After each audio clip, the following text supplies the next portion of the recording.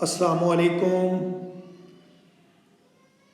درجہ چہارم کے گریڈ 4 کے پیارے کالجیٹس، آج ہم اپنا اردو میں اگلا سبق پڑھنے جا رہے ہیں، اور وہ ہے ایک چھوٹی سی نظم ہے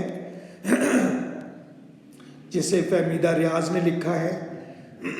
نظم کا نام ہے ہمارے نبی صلی اللہ علیہ وآلہ وسلم، اور یہ ایک طرح سے یہ نعت بھی ہے، کیونکہ ایسی نظم جس میں حضور حضرت محمد صلی اللہ علیہ وسلم کی تعریف کی جائے اس کو نعت بولتے ہیں۔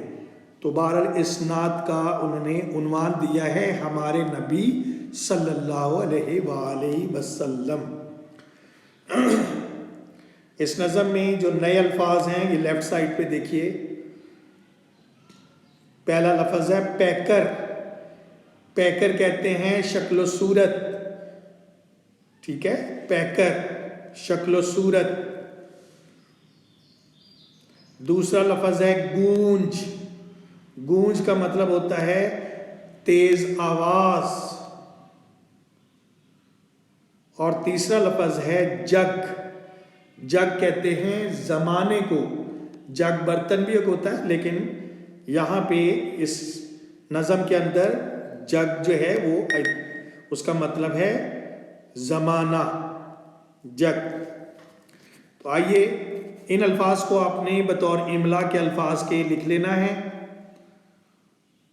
اپنی کاپیوں پہ۔ آئیے ہم اس نظم کی ریڈنگ کرتے ہیں۔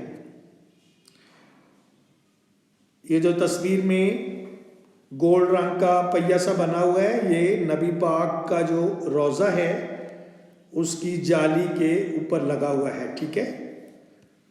مدینہ میں جو نبی پاک کا مسجد نبوی کے اندر روضہ ہے اس کی جالی پر یہ اس طرح گول سا جو ہے وہ لگا ہوا ہے، اور اس پہ دیکھیے محمد صلی اللہ علیہ وسلم کا نام لکھا ہوا۔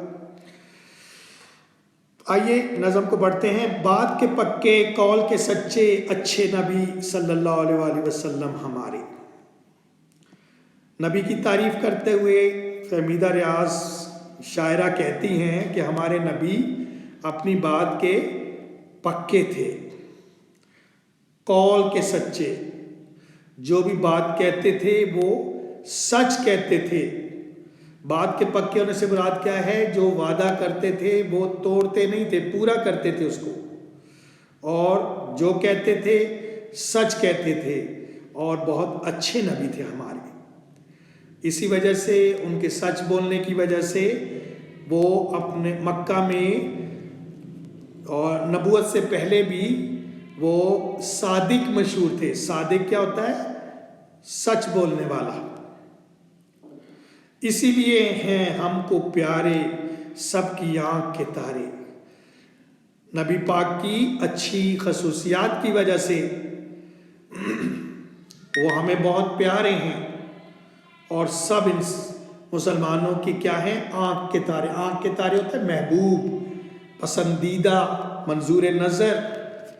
تو ہمارے نبی جو کہ اللہ تعالیٰ کے آخری نبی ہیں، تو وہ کیونکہ قول کے پکے تھے، قول کے سچے تھے، اور بات کے پکے، وعدہ پورا کرتے تھے اور سچی بات کہتے تھے، اسی وجہ سے ہمیں بہت پیارے ہیں اور پسندیدہ ہے ہماری۔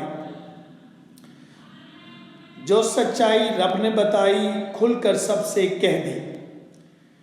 اللہ تعالیٰ نے نبی پاک کو جو کچھ بتایا وحی کی شکل میں، وہ کیا تھا؟ سچ تھا۔ کائنات کے بارے میں، انسانوں کے بارے میں، ماضی کے انسانوں کے بارے میں جو پہلے گزر چکے تھے، اللہ نے جو نبی پاک کو بتایا وہ سچ تھا، اور نبی پاک نے بھی آگے اللہ کی کہی ہوئی بات کو کھل کر سب سے کہہ دی، یعنی کہ کوئی چیز انہوں نے چھپائی نہیں، کوئی چیز کسی چیز پہ پردہ نہیں ڈالا۔ انہوں نے بغیر ڈرے ہوئے قریش کے سخت لوگوں، جاہل لوگوں کے سامنے رب کی، اپنے اللہ کی سچی باتیں بیان کی۔ کسی مخالف سے نہ ڈرے وہ، لگن تھی دل میں ایسی، لگن شوق ولولہ، نبی پاک میں کیونکہ اللہ تعالیٰ نے انہیں پیغمبری کے لیے چنا تھا، نبوت کے لیے چنا تھا، تو ان کے اندر اللہ نے شوق بھی پیدا کر دیا اور اللہ کی بات بتانے میں وہ بڑے شوق سے دین کی تبلیغ کرتے تھے، اور کسی بھی مخالف جو دشمن ہو، جو آپ کے خلاف ہو، اس سے وہ ڈرے نہیں، ٹھیک ہے، اور لگن اور شوق کے ساتھ انہوں نے دین کا کام کیا، دین کی تبلیغ کی، رب کی باتیں لوگوں تک پہنچائیں۔ مہر و محبت اور ہمدردی تھے ان کے اطوار۔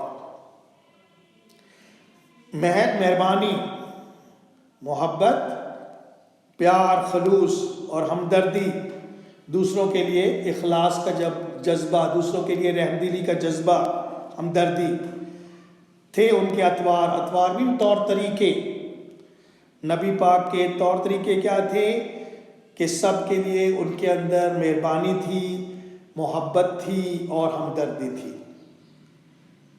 وہ رحمت للعالمین تھے پورے جہان کے لیے، انہیں کسی سے نفرت نہیں تھی، وہ کسی کے دشمن نہیں تھے، وہ سب سے پیار کرنے والے تھے، سب پر مہربانی کرنے والے تھے، ان پر سب کرتے تھے بھروسہ، تھے وہ امانت دار۔ اور نبوت سے پہلے بھی سب لوگ نبی پاک کو امین کہتے تھے، صادق اور امین ان کے لقب مشہور تھے۔ صادق سچی بات کرنے والا، امین امانتوں میں خیانت نہ کرنے والا، امانتوں کو سنبھال کے رکھنے والا، کہ لوگ اپنی چیزیں آپ کے پاس رکھتے تھے، آپ پر پورا بھروسہ کرتے تھے کہ واپس ملیں گی، ٹھیک ہے، اور ہمیں بھی اگر کوئی دوسرا ہمیں اپنی کوئی چیز ہمارے پاس رکھواتا ہے تو ہمیں اپنے نبی کی سنت پر عمل کرتے ہوئے امانت داری سے کام لینا چاہیے، ٹھیک ہے۔ نبی پاک ہمارے امانت دار تھے اور لوگوں کو ان پر بہت زیادہ اعتماد تھا، بھروسہ تھا۔ دولت اور طاقت کی تمنا ان سب سے تھے دور۔ نبی پاک کے اندر تمنا مین خواہش، ایسی کوئی خواہش نہیں تھی کہ وہ دولت حاصل کر لیں یا طاقت حاصل کر لیں، ٹھیک ہے۔ لوگ کوشش کرتے ہیں کہ ان کے پاس بہت زیادہ دولت اور اختیار آ جائے اور وہ پھر کسی کو انسان ہی نہیں سمجھتے اس کے بعد، لیکن نبی پاک کا یہ درس نہیں ہے۔ نبی پاک نے نہ ہی کبھی دولت کی خواہش کی اور نہ ہی اختیار اور اقتدار اور طاقت کی۔ پاک تھی ان کی ذات مبارک، چہرے پر تھا نور، اور وہ اللہ تعالیٰ کی عبادت کرنے والے نیک بندے تھے، اور ان کی شخصیت بھی پاک و پاکیزہ تھی، وہ گناہوں سے پاک تھے، معصوم تھے، اور ان کے چہرے پر کیا رہتا تھا؟ نور تھا، اللہ تعالیٰ کی طرف سے روشنی رہتی تھی کہ دوسرے لوگ ان کو دیکھتے ہی متاثر ہو جاتے تھے، ٹھیک ہے۔ نام محمد بن عبداللہ گونج اٹھا جگ بھر میں۔ محمد ہمارے نبی کا نام ہے اور عبداللہ ان کے والد کا نام ہے، تو یہ ایک طرح سے ان کی کنیت ہے، محمد بن عبداللہ، عبداللہ کے بیٹے محمد۔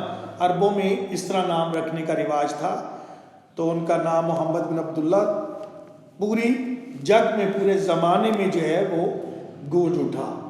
آپ کی تعلیمات کی، آپ کی دین کی تعلیمات کے سلسلے میں آپ نے مختلف ملکوں میں اسلام کا پیغام بھیجا، اور آہستہ آہستہ ساری دنیا میں اسلام کا پیغام پہنچا، اور اسلام پھیلانے والے محمد بن عبداللہ صلی اللہ علیہ وسلم کا نام پوری دنیا میں گونجنے لگا، پورے زمانے میں گونجنے لگا۔